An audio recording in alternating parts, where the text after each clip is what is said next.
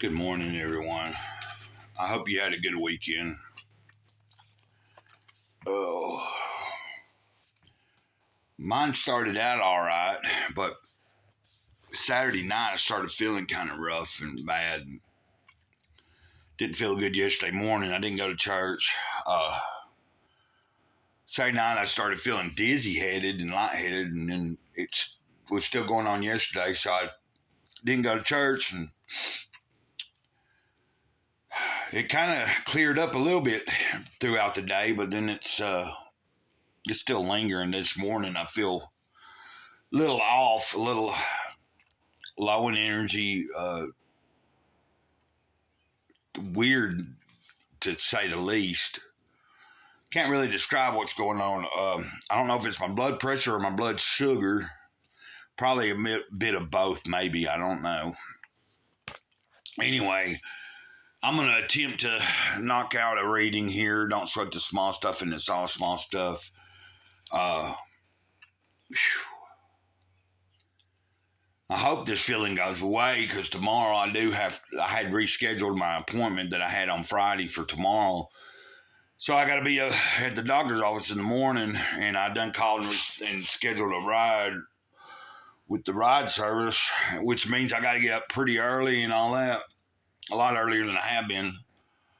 I've been sleeping the past 2 days pretty hardcore, but it's not been like the best of sleep because when I wake up, I'm still feeling like I feel disoriented almost during the night when I wake up, and I'm able to go back to sleep, but I feel like fuzzy-headed and swimmy feeling. Just not a really good feeling, and I don't know. Matter of fact, after I make this video and get it finished uploading, I may lay back down and rest. That's what if I'm not feeling that great today, I'm going to try to get to feeling better by the end of the day, and hopefully I'll feel better tomorrow for the appointment. Because if I take that ride and everything, I'll be out for a little while, and I'll have to kill some time with that ride share, that transportation service. This is number 85 from Don't Sweat the Small Stuff. It's transform your relationship to your problems. Obstacles and problems are part of life. True happiness comes not when we get rid of all of our problems, but when we change our relationship to them. When we see our problems as a potential source of awakening, opportunities to practice patience and to learn, perhaps the most basic principle of spiritual life is that our problems are the best places to practice keeping our hearts open. Certainly, some problems need to be solved. Many others, however, are problems we create for ourselves by struggling to make our life different than it actually is. Inner peace is accomplished by understanding and accepting the inevitable contradictions of life. The pain and pleasures, success and failure, joy and sorrow, births and deaths. Problems can teach us to be gracious, humble, and patient. Yeah. In the Buddhist tradition, difficulties are considered to be so important to a life of growth and peace that a Tibetan prayer actually asks for them. It says, grant that I may be given appropriate difficulties and sufferings on the journey, so that my heart may be truly awakened and my practice of liberation and universal compassion may be truly fulfilled. It is felt that when life is too easy, there are fewer opportunities for genuine growth.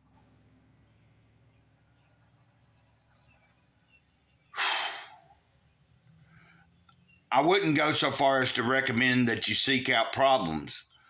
I would, however, suggest that if you spend less time running away from problems and trying to rid yourself of them, and more time accepting problems as inevitable, natural, even important part of life, you will soon discover that life can be more of a dance and less of a battle. This philosophy of acceptance is the root of going with the flow. So it's set up here, problems as an inevitable, natural, even important part of life. Yeah, I don't know. I was thinking of the old cliche, hindsight's 2020, and I think maybe that comes into play there. That once we've gotten through certain issues and stuff, we can look back and see where it wasn't as big a deal as we thought it was in the moment. A lot of times, I know for myself, when I'm in the moment, like for instance, the past ever since Saturday evening when I started feeling kind of weird and had trouble sleeping that night. Like I didn't have trouble sleeping, but like I said, when I'd wake up, I felt just off and a little off balance, a little lightheaded. But I was able to go back to sleep. But it was like my body wasn't feeling right, and it's kind of feeling okay today. But like that swimmy headed feeling is not good, and I don't know. I may need to. I definitely am overdue for a regular checkup with my regular doctor. And I know they tried to call in a few weeks ago, and we're probably trying to set up a checkup. I'm long overdue on one, and think I won't be. Some of my couple of my prescriptions won't get refilled unless I get that set up and go. So, excuse me for yawning there. It's like I can't. I feel like I haven't got, like, even though I've slept quite a bit more than I've been used to sleeping in the past little bit. Because, I had been going through a phase where I was staying up a little later and not getting but a few hours sleep. Like, I think sometime last week it was going the way of that way. And then all of a sudden, but it seemed like yesterday, I just I didn't even walk the dog yesterday, old Ladybird. Matter of fact, that's another thing that's concerning me. I don't think I got out of the ballpark on the Ladybird get knocked up.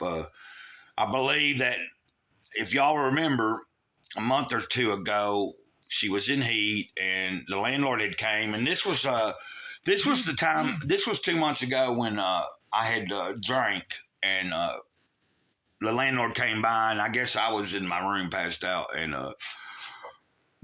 so we're coming up on the 2 months of being completely sober again.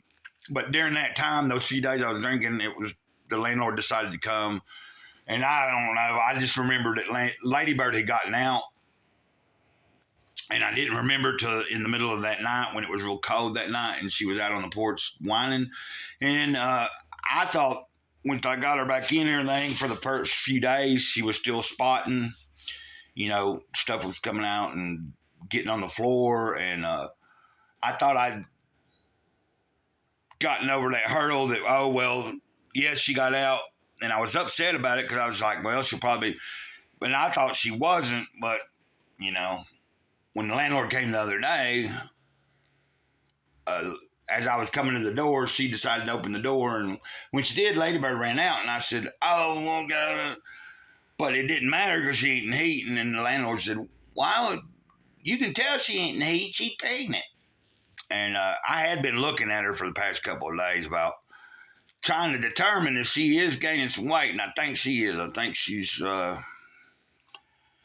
probably about midway is what I'm guessing. She's probably got another few weeks of gaining some weight and getting all heavy and bloated, and I got to figure out what I'm going to do about that. I hope that I don't have the same situation go on that happened about a year and a half ago or whenever it was when we had that litter, and I was going to have to get rid of them anyway, but they all ended up dying. And so hopefully I can have a better situation come out this time.